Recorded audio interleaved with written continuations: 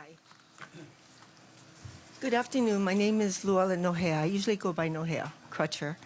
And I am for Bill 256. I've heard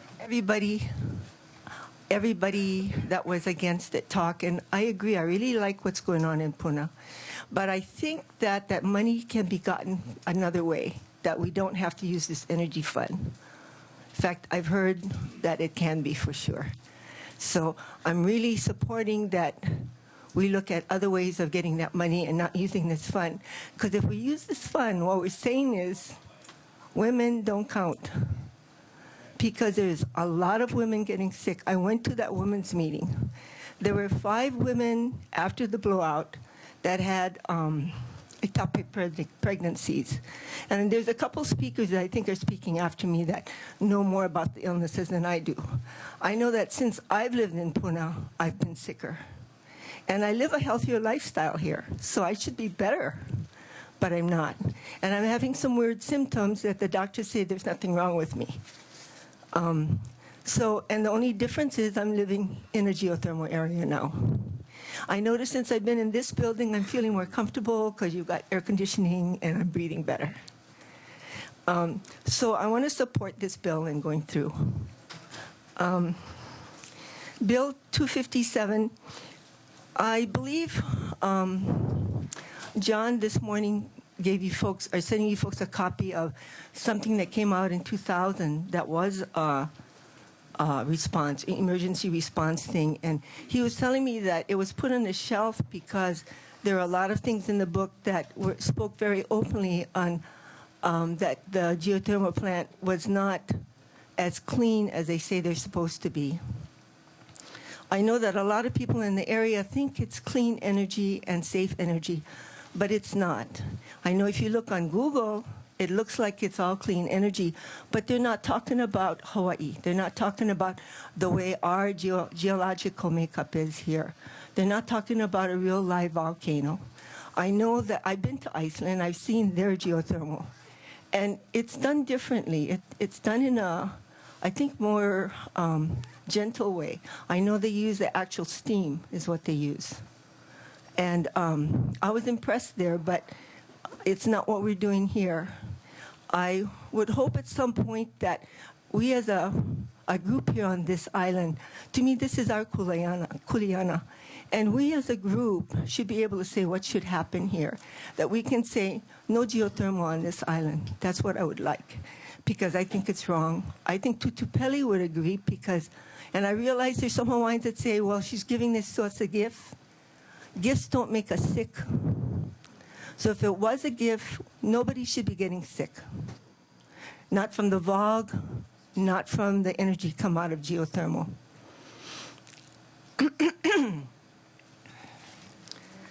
Okay, that's all I think I want to say about that one. Bill 256 in support. Hi. Hi. I also wanted to speak on 257, and the clerk told me to mention that. I hope I'll be afforded the time. I am here to represent my family. Myself, but my wife and my 2 young daughters, one age 4 and one age 6 months. I live in Lani Puna, in the shadow of the geothermal plant, and to me, it's a forgotten neighborhood. The funds set aside to mitigate the problems of that plant and the safety issues has never been addressed. And I bear so much weight and responsibility on my own shoulders. I feel guilty for moving my family in on top of a time bomb. And I heard one lady say from Pahoa this morning that there was full disclosure. Let me assure all of you, there was not. And before we tried to purchase our place, I visited the geothermal facility. I heard every word they said. And I told the man, I said, this is our first and probably our only home that we'll ever purchase. I need to know anything and everything that involves this plant, how it relates to my property. They did not mention one word that there had ever been a blowout. They did not mention that there was any type of relocation program. And if any of you think that's not important information, I care to differ with you. It's very important. And I also found out that the banking institution that loaned us the money to buy it, which I hear no longer will finance homes in that area, happens to be owned by the same entity that owns Helco, which is the partner of the geothermal. They could have built the facilities themselves, but they farmed it out. But there's some things I want to mention, because I live in Puna too. I like to see nice things for our part of the island. It's not that I'm opposed to nice things, but when I see that not even a penny has been spent on safety as opposed to these goodies, I'm upset. I am very upset that basic safety has been ignored. I want to thank the council members who support this bill, and I don't hold anything against the ones who don't. But I do hope that they'll open their own mind and think about their own families and if they were in that situation. And I heard my council member make a comment in the paper about a four-way stop sign posing a danger. And I also want to separate a little fact from fantasy of that geothermal.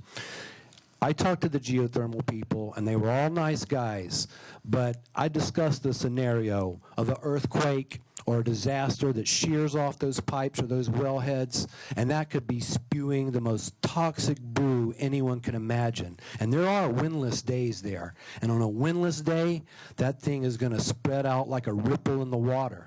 Now, I also asked the employees, does everyone at that facility have special equipment? They all have an electronic canary, which sniffs the air.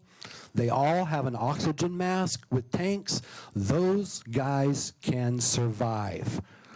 Us, who's living in the shadow, forget it. If there's no wind, there's no time to come get us. I want a robocall system. I want a tweeter. Sir, I just want to let you know, you do have 3 more minutes because you have 2 items. Okay. So you're on your second 3 minutes. All Okay. right, thank you. Thank you. We should at least be afforded the same safety equipment they have. And really, that would only cost a few $100s. That would be a bargain to what anything else that could be spent. If I can get those oxygen masks on my family, if I know when to run, I don't care if there is a traffic jam. I stand a chance, and my girls stand a chance. I want at minimum that. And if it has to be done in a separate bill, because one of the things I worried about the way this is written is it doesn't divide the percentage as how much goes to relocation, how much goes to safety. And for the relocation fund, I don't expect to ever see a penny of that, because it sounds like it's going to be based on seniority or how soon you bought. I don't ever expect, and 130% of what it's assessed now based on what I paid for it, that is a huge loss for me. But I am thinking about lawyering up because no one disclosed to me. Not the county, not the state, not the health department, not the real estate agent, not the appraiser, not the geothermal plant. Out of all those entities, one of them should have stepped up and warned us. We were allowed to move into a danger zone.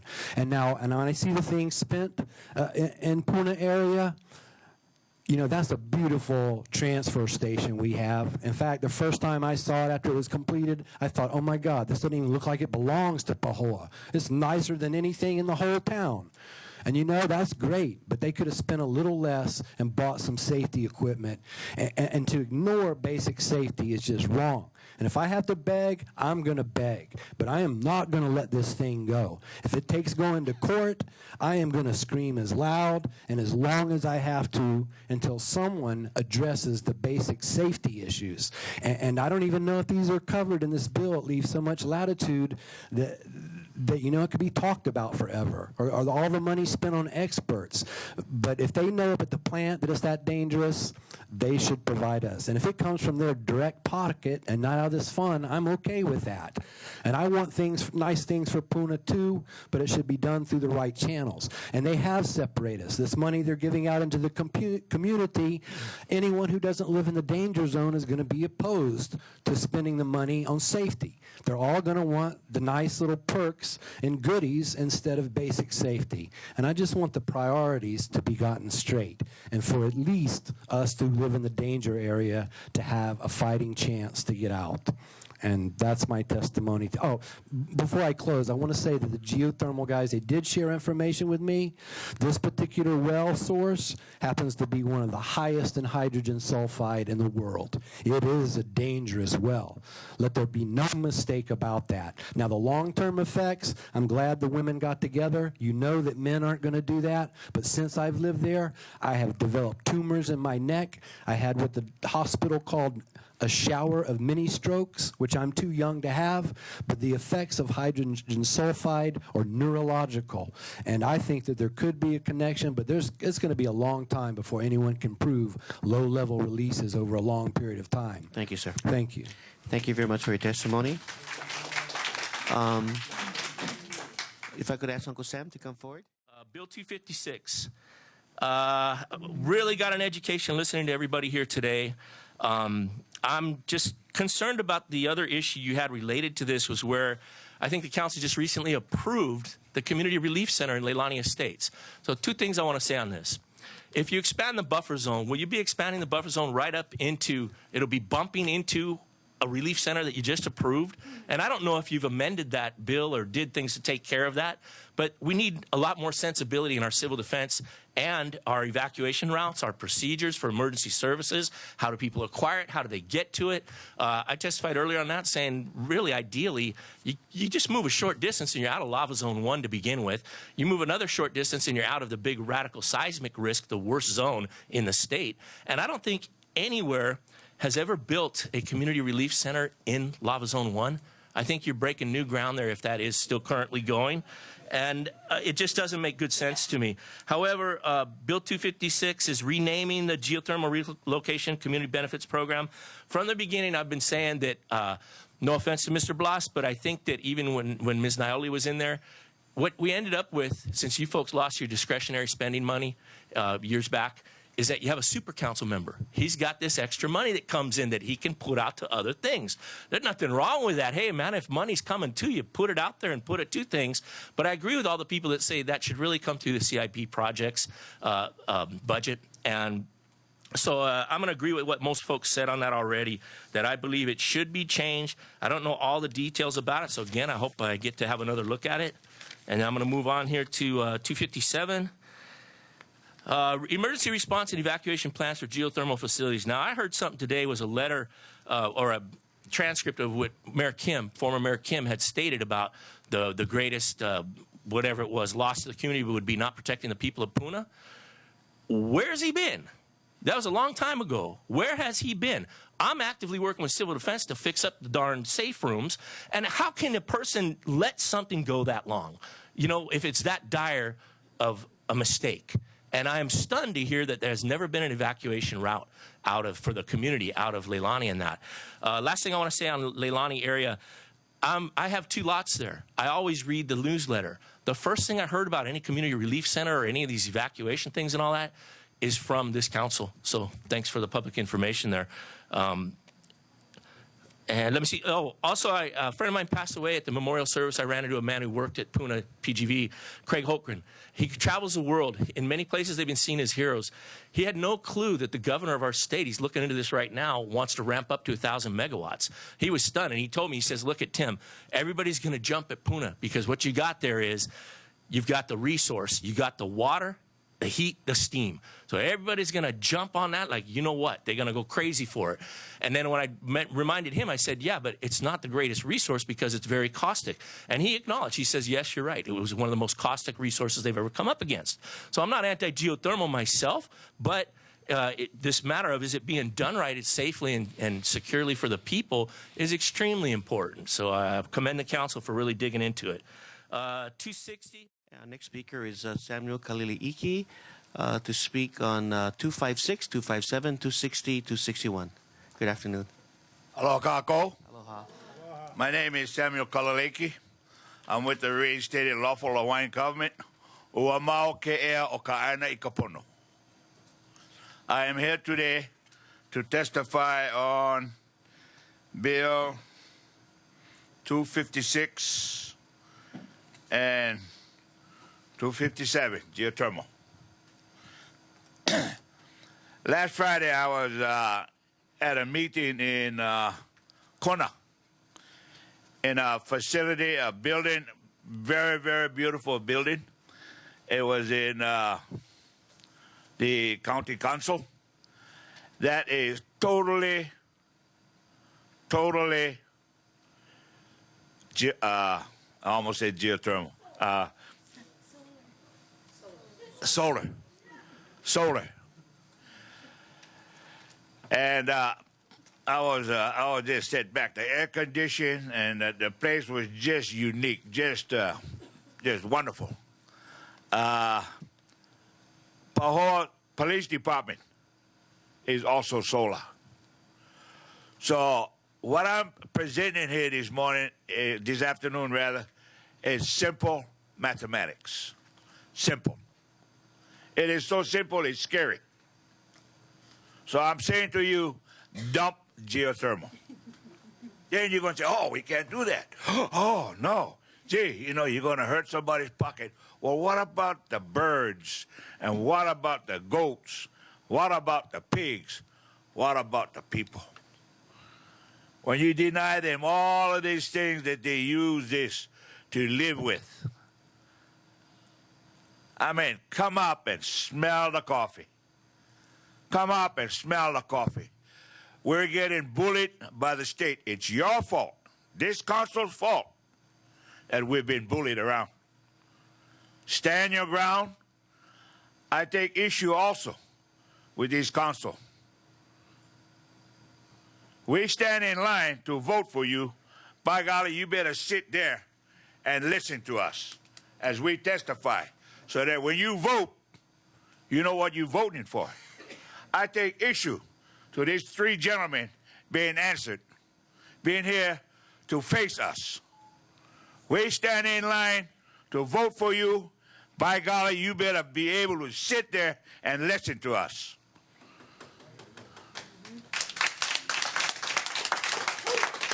This is what's wrong. County Council, this is why we're getting bullied around by the state. Don't let Bill Eiler and that guy up there you call your boss bully you around. Talk to each other. Support one another. We had some good testimony come out of here today. And I hope this has been recorded, because our children and generations after that depend on this. There's got to be the vehicle that moves us forward. And, you know, don't be afraid to hear the word or the answer no or yes. I think Mr. Hoffman understands when I say it's lonely on the top. As you know, I'm a retired sergeant major, and my job is to make sure that each and every man is fed, he's trained properly, and ready to go into action. That is my job. It's no different here. I'm not afraid because I know the law. This is why I opened up with saying, Uamau ke ea o kain e kapono. The sovereign lays in the land in righteousness, not the life. As the state of Hawaii, or prior to that, says, the life of the land is perpetuated in righteousness. Wrong. It's the sovereign, independent, the ruler. In 1778, there was 800,000 to 1 million Hawaiian people. Captain Cook landed on our shores. It went down to 400,000. 400,000. They brought the missionaries in. Now we got to put on clothes. Hawaiians got to put on clothes. Now you look who's taking their clothes off. You got it right on television. You see this pole axe and all of this. You look, how idiotic is this? So, County Council of Mokopuni Okeawe, you got your job. You got your job in front of you. And geothermal, simple math. Dump it. Dump it. That way you don't have to get a evacuation plan. You don't have to make a cable that'll go from Moko Okiawe to Oahu. It costs us $10 billion to make. I mean, gee, you know, get the figures together, and if you think I'm exaggerating, check the books. Check it out. This is simple math. And I think with $10 billion, you could probably house, every home on Mokopuni Okiawe with solar. With solar. Now, going for the My name's Aloha and Mahalo. My name's Patsy Ivy, and I'm supporting Bill 256 and 257. I want to encourage relocation of Lanipuna Garden residents that came there after 1989, evacuation plan, buffer zone, health and safety, household monitors. I'm 58. I was born and raised here, competitive swimmer my whole life, surfed every day up until 3 years ago. I moved to Lanipuna Gardens in 2001, and I'm totally self-sufficient. Guavas, lilykois, pineapples, bananas, papayas, lemongrass, Horenzo spinach, permaculture, everything. I never have to go to the store. Beautiful farmland there. I have recently undergone left and right laser staphyloctomy due to tendinitis. My surgeon says, Dr. Hadley, it's due to VOG, which doesn't occur in the geothermal area, 1 mile radius at all. The VOG is sulfur dioxide and respiratory effects, where geo is H2S and other chemicals, neurosensory damage, along with mucous membrane damage.